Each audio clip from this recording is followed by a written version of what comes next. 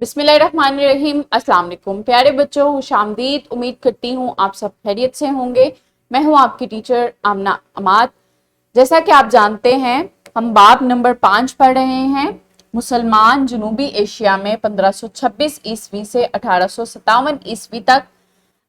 इस सबक में हम मुगलिया सल्तनत के बारे में पढ़ रहे हैं। आज का सबक पढ़ने के बाद बच्चे इस काबिल हो जाएंगे कि बयान कर सकें कि मरहट्टा कौन थे और वो कैसे मुगलों के सबसे बड़े मजबूत दुश्मन बने। वजाहत कर सकें कि औरंगजेब ने बतदरीज अपने इख्तियारात क्यों खोने शुरू कर दिए। आज हमने औरंगजेब आलमगीर के बारे में पढ़ना है, जो कि मुगलिया सल्तनत का मुगल हुक्मरानों में से सबसे आखिरी बाअसर हुक्मरान था। इसके बाद बहुत से हुक्मरान आए, लेकिन उनकी हुकूमत जो थी वो इतनी बाअसर नहीं थी। तो ये आखिरी बाअसर हुक्मरान था, जिसके बारे में आज हमने पढ़ना है। और ये पढ़ना है कि किस तरह से मरहट्टे जो थे उन्होंने वहां पे हमला उन पे उनको जो थे खतरात थे मरहट्टों से, और किस तरह से मरहट्टों ने मुगलिया सल्तनत को जवाल देना शुरू कर दिया और वो किस तरह से उनके मजबूत दुश्मन बने। सो लेक्चर नंबर 7 है आज का हमारा, औरंगजेब आलमगीर और मरहट्टे। सबक का आगाज करते हैं सरगर्मी के साथ। स्क्रीन पे आपको जो नक्शा नजर आ रहा है उसमें बाबर का दौर दिखाया गया है कि बाबर का दौर जो था, ये जो पर्पलिश कलर का एरिया है सिर्फ यहाँ तक मुहित था। चूंकि उसने बुनियाद रखी थी, इसलिए वो बाबर जो था वो अहम हुक्मरान समझा जाता था, क्योंकि वो मुगलिया सल्तनत का बानी था। उसके बाद अकबर आजम का जो दौर था उसने मजीद वुसअत दी थी और बहुत से इलाके फतह किए थे।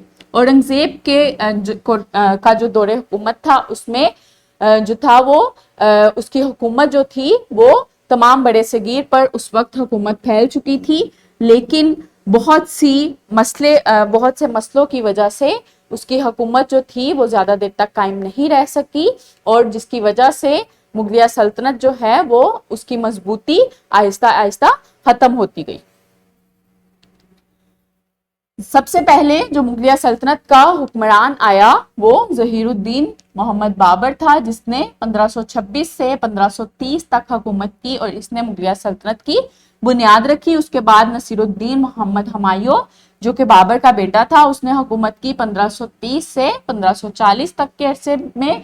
फिर उसके बाद शेरशाह सूरी आया, और शेरशाह सूरी जो था वो 1540 से 1555 तक जो था वो बड़े सगीर पर उसकी हुकूमत रही, और इसने बहुत से इकदामात किए, जिसमें जीटी रोड और मुवासलाती निज़ाम जो था वो उसने मुतारिफ करवाया था। उसके बाद जलालुद्दीन मोहम्मद अकबर आया, जिसको अकबर आजम के नाम से जाना जाता है, और इसकी हुकूमत जो थी वो एक अजीम दौर था, और इसने बहुत सी फतूहात की और अपनी जो सल्तनत थी मुगलिया सल्तनत उसको बहुत हद तक वुसअत दी थी। इसका जो दौर था वो 1542 से 1605 तक का दौर था। उसके बाद शहाबुद्दीन मोहम्मद खुरम आया, जो कि 1628 से 1658 तक का उसका दौर था। उसके बाद अबू अल मुजफ्फर मोहिउद्दीन, जो कि आखिरी बाअसर हुक्मरान था, जिसको औरंगजेब आलमगीर के नाम से जाना जाता है, उसकी हुकूमत आई, जो कि 1658 से 1707 तक उसकी हुकूमत जो थी मुहीत थी। और उसके बाद जितने भी हुक्मरान आए वो उनकी हुकूमत जो थी वो इतनी बाअसर नहीं थी, क्योंकि वो सैयद बरादरान ने उनको हुक्मरान बनाया था, और वो अपनी समझदारी से उन्होंने कोई भी इकदामात नहीं किए। सो इसकी वजह से मुगलिया सल्तनत को जवाल हुआ था। अबू अल मुजफ्फर मोहिउद्दीन 1658 से 1707 ईस्वी तक मोहिउद्दीन मोहम्मद, जो कि औरंगजेब आलमगीर के नाम से मशहूर था, 1618 में पैदा हुआ। वो मुगलिया सल्तनत का आखिरी बाअसर हुक्मरान माना जाता है। वो एक अजीम तोसीर पसंद तस्वुर किया जाता है, और इसके दौरे हुकूमत में मुगलिया सल्तनत तकरीबन सारे बड़े सगीर तक फैल गई थी, जो कि अकबर और जो बाबर था उसकी हुकूमत में जो हुकूमत थी मुगलिया सल्तनत जो थी वो कुछ इलाकों तक मुहित रही थी। अकबर ने उसको मजीद वुसअत दी थी, लेकिन औरंगजेब आलमगीर की हुकूमत तक जो थी मुगलिया सल्तनत वो पूरे बड़े सगीर तक फैल चुकी थी। इसने 49 साल तक हुक्मरानी की। इसने अपने आप को ना सिर्फ एक अहल सिपा सलार साबित किया, बल्कि वो एक कामयाब मुंतजिम भी था। मोहिउद्दीन محمد اورنگزیب کے دور کے مسائل۔ اورنگزیب کا دور پہلے شہنشاہوں کے دور سے بہت مختلف تھا۔ اس نے اپنے دور میں بہت سے مسائل کا سامنا کیا۔ اس نے غیر مسلموں پر پھر سے جزیہ کا نظام نفاذ کروایا، جس کے باعث ہندو جو تھے وہ مشتعل ہو گئے۔ 1667 میں افغان قبیلے کے سردار اکمل خان نے اپنی بادشاہت کا اعلان کر دیا۔ اس نے دوسرے قبائل کو بھی ساتھ ملایا اور مغلوں کے خلاف بغاوت کر دی۔ باغی قبائل نے مغل گورنر محمد امین خان کو شکست دی۔ اس جنگ میں ہزاروں مغل سپاہی جو تھے وہ مارے گئے اور کئی سپاہی قید بنائے گئے۔ ان حالات کے پیش نظر اورنگزیب عالمگیر نے مہابت خان کو قبائلوں کی جانب پیش قدمی کا حکم دیا اور کچھ عرصہ اورنگزیب بھی اس مہم کی نگرانی کے لیے حصن ابدال رہا اور وہاں 1.5 سال تک قیام کیا۔ اس دور نے افغان قبائلوں سے دوستی کی اور امیر خان کو کابل کا گورنر مقرر کر دیا۔ امیر خان نے 1698 عیسوی تک بطور گورنر اپنی خدمات پیش کی اور نہایت دانش مندی سے قبائلوں کو قابو میں رکھا۔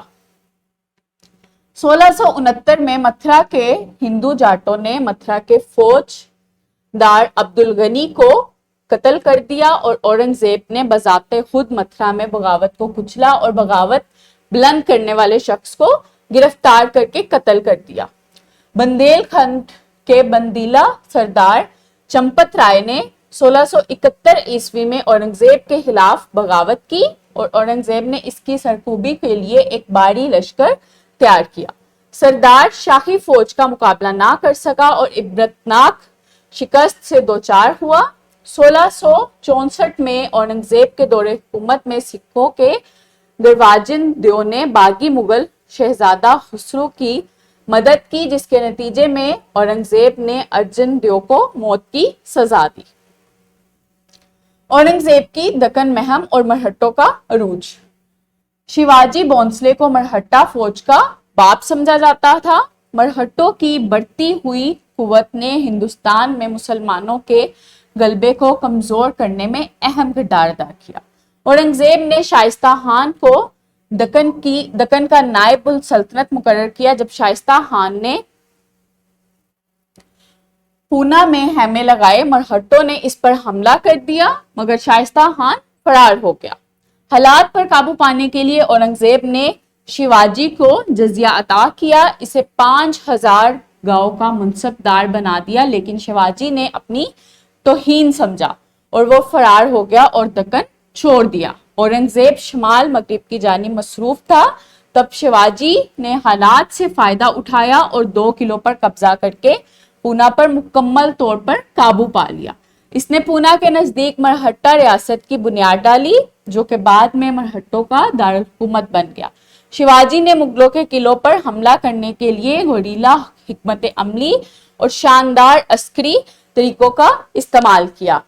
جو گوریلا حکمت عملی تھی وہ کیا تھی کہ وہ چھپ چھپ کر حملے کرتے تھے، کبھی وہ چھپ جاتے تھے اور کبھی بنا جو ہے شو کیے وہ حملہ کر دیتے تھے، جس کی وجہ سے مغلوں کو بہت مسائل کا سامنا ہوا تھا۔ 1674 عیسوی میں شیواجی کی زیر قیادت مرہٹوں کا راج اورنگزیب کے لیے ایک اہم مسئلہ تھا۔ 1680 عیسوی میں شیواجی کی وفات کے بعد اس کے بیٹے سمباجی نے مرہٹوں کی حکمرانی سنبھالی۔ سمباجی نے ریاست بیجاپور اور گولکنڈا کی مدد سے مغلیہ علاقوں پر حملے شروع کر دیے۔ اس مقصد کے لیے بیجاپور اور گولکنڈا پر قبضہ کر کے مغلیہ سلطنت کے ساتھ الحاق کیا۔ اس دوران سمباجی کو 1689 میں قتل کر دیا۔ سمباجی کے قتل سے مرہٹوں میں غم و غصے کی لہر دوڑی اور برِ صغیر میں تناؤ کے ایک نئے دور کا آغاز ہوا۔ پیارے بچوں، آج ہم نے کیا پڑھا؟ محی الدین محمد، جو کہ اورنگزیب عالمگیر کے نام سے مشہور تھا۔ اورنگزیب کا دور پہلے شہنشاہوں کے دور سے مختلف تھا۔ اس نے اپنے دور حکومت میں بہت سے مسائل کا سامنا کیا تھا۔ شیواجی بونسلے کو مرہٹا قوم کا باپ سمجھا جاتا ہے، جس نے پہلے جو مغلیہ سلطنت تھی وہاں پہ قبضہ کیا اور پونا کے علاقے پہ اپنی حکومت جو تھی وہ شروع کر دی، اور اس کے بعد اس کے بیٹے اور دوسرے جو مرہٹا قوم کے لوگ تھے، انہوں نے مغلیہ سلطنت کا زوال لانے میں بہت اہم کردار ادا کیا اور برصغیر میں ایک تناؤ کا انہوں نے منظر پیش کیا۔ مختصر سوال ہے، مرہٹوں کو مستحکم کرنے میں شائستہ خان نے کیا کردار ادا کیا؟ تفصیلی سوال ہے، اورنگزیب کی دکن مہم اور مرہٹوں کے عروج کو تفصیل سے بیان کریں۔ یہ آپ کا ہوم ورک ہے، اس کو آپ نے اپنی نوٹ بک پہ سولو کرنا ہے۔ امید کرتی ہوں آپ کو آج کا سبق اچھے سے سمجھ آیا ہوگا۔ ملتے ہیں اگلے سبق میں، اپنا بہت خیال رکھیے گا۔ بہت شکریہ، اللہ حافظ۔